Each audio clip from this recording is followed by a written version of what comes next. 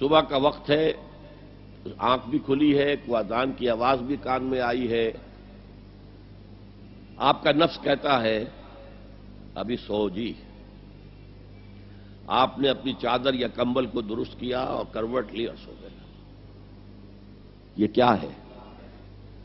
آپ نے کس کا حکم پیچھے پھینکا اور کس کا حکم مانا؟ اللہ کے حکم کو پیچھے پھینک دیا، نفس کے حکم کو آگے رکھا۔ یہ شرک، اس شرک کو جاننے والے بہت کم ہیں۔ مولانا روم نے خوب کہا تھا، نفس ماں ہم کم ترس فرعون نیست لیکن ایراعون نیست۔ میرا نفس بھی فرعون سے کم نہیں ہے۔ فرعون نے کہا تھا نا الیس لی ملک مصر وہذہ الانہار تجری من تحتی، کیا اس ملک مصر کی حکومت میری نہیں ہے؟ اور سارا جو یہ آب پاشی کا نظام ہے، انہار کا نظام ہے، وہ میرے کنٹرول میں نہیں ہے؟ جس کا چاہوں موگا کھلا رکھوں، جس کا چاہوں بند کر دوں۔ یہ تھا خدائی کا دعویٰ، انا ربکم الاعلی۔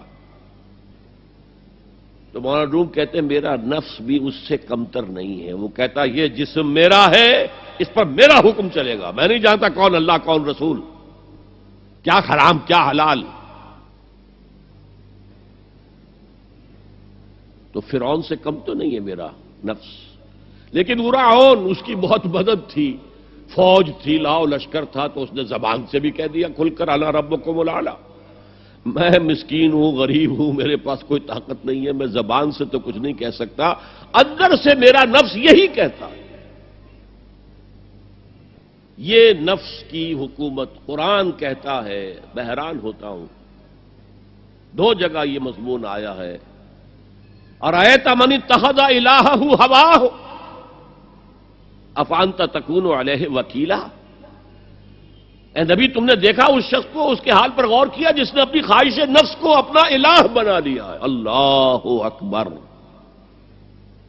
الہ لا الہ الا اللہ، کلمہ توحید کا مرکزی لفظ یہاں آ رہا ہے، من اتخذ الہہ ہواہ، جس نے اپنی خواہش نفس کو اپنا معبود بنا لیا، الہ بنا لیا۔ افانت تکون علیہ وکیلا، کیا آپ ایسے شخص کی کوئی ذمہ داری لے سکتے ہیں؟ سود حرام ہوا کرے جی، حرام ورام، ہمارا دھندا جو ہے وہ آگے بڑھ نہیں سکتا، تو اللہ کے حکم کو پیچھے ڈالا، نفس کے تقاضے کو آگے رکھا۔ کون معبود ہے آپ کا؟ نام عبداللہ رکھیے، نام عبد الرحمن رکھیے، ہے عبد النفس، نفس کے بندے، نفس کے غلام۔ یہ میں نے یوں سمجھیے کہ جیسے میں نے ہجرت اور جہاد کی ڈیفینیشنز کی تھی۔ ہجرت کا بیس کیا ہے؟ پوچھا گیا ای الہجرت افضل یا رسول اللہ، اے اللہ کے رسول بتائیے سب سے اعلیٰ ہجرت کون سی ہے، افضل؟ فرمایا ان تہجر ما کرہ ربک، ہر اس چیز کو چھوڑ دو جو تمہارے رب کو پسند نہیں۔ آج رات ہی سے آپ ہجرت شروع کر سکتے ہیں۔ جائزہ لیجئے کیا کیا چیزیں میری زندگی میں خلاف شریعت ہیں، جو اللہ کو ناپسند ہے، فیصلہ کیجئے کہ آج کے بعد نہیں ہوگی، ہجرت شروع ہو گئی، افضل الہجرہ، سب سے افضل ہجرت شروع ہو گئی۔ لیکن ٹاپ پر لے جائیے تو یہ ہجرت جب اللہ کے دین کو قائم کرنے کی جدوجہد اس مرحلے پر آ جائے کہ اب باطل کے ساتھ ٹکراؤ ہے اور اب چاہیے کہ ساری قوت ایک مرکز پر جمع ہو جائے، ہجرت فرض کر دی گئی، وہ ہجرت گھر بار چھوڑ کر، اہل و عیال کو چھوڑ کر، اور مکے کے بھیڑیوں کے رحم و کرم پر چھوڑ کر اپنے گھر والوں کو، جو لوگ ہجرت کر کے آئے، حکم تھا۔ ہجرت مدینہ فرض تھی، ہجرت حبشہ فرض نہیں تھی، صرف اجازت تھی کہ جن سے سختیاں نہیں جھیلی جا رہی مزید وہ چلے جائیں۔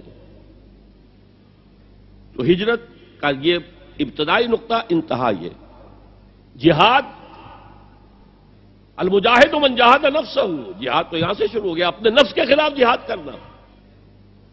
صبح نفس نے کہا ابھی سو جاؤ، آپ نے نفس کی بات کو رد کیا، اپنا کمبل اٹھا کے پھینکا، اٹھے، وضو کیا، نماز کے لیے آپ مسجد چل دیے، آپ نے جہاد کیا نفس کے خلاف۔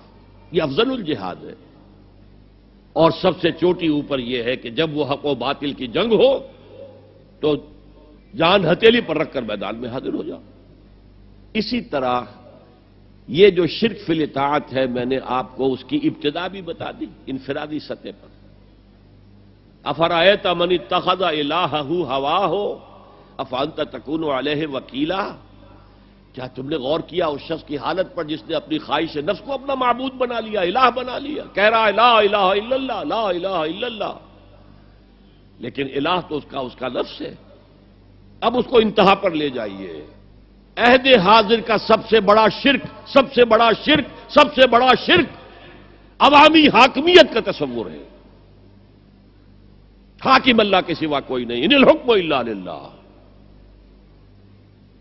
ظاہر بات ہے فرعون نے اگر دعویٰ کیا تھا میں تمہارا خدا ہوں، انا ربکم الاعلی، تو کیا اس کا مطلب یہ تھا کائنات میں نے پیدا کی ہے، تمہیں میں نے پیدا کیا؟ ذرا سوچئے،